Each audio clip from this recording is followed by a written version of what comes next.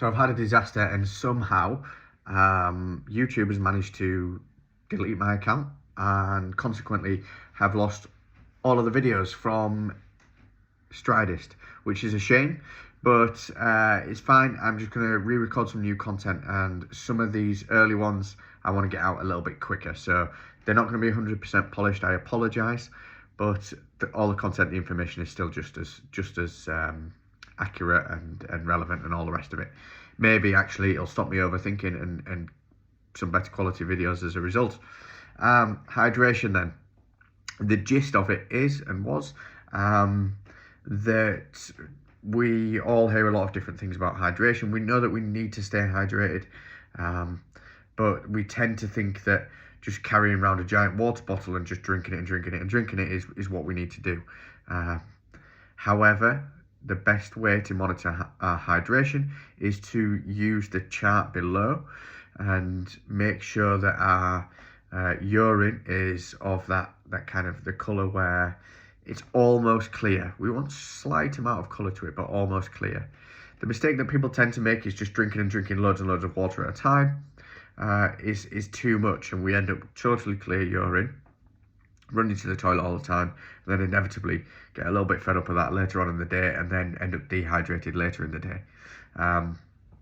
So we want to consume, just be sipping away gently at, not in huge gulps and down in a pint all at once. For myself, I can be guilty of not drinking too much through the day, realising on an evening, and then thinking it's a good idea to down a pint of water at the end of, or two at the end of the day. That is not a good idea.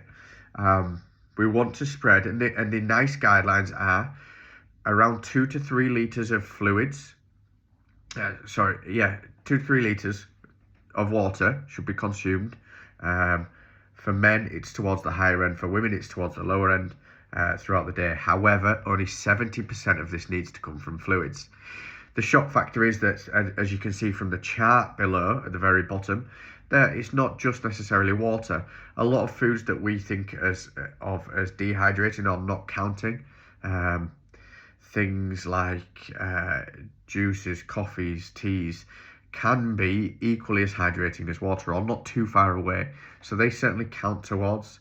And actually, my favourite fact is that milk, skimmed milk, is the most hydrating beverage, apart from things like oral rehydration solutions like Dioralyte and these electrolyte tablets and things.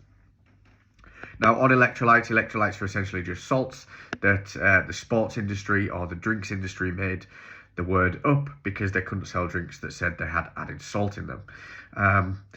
The salts are mainly sodium, but also some potassium and a little bit of calcium as well, which is why, actually, incidentally, that milk is the most hydrating beverage, because it's got appropriate levels of those and carbohydrates to help us hydrate.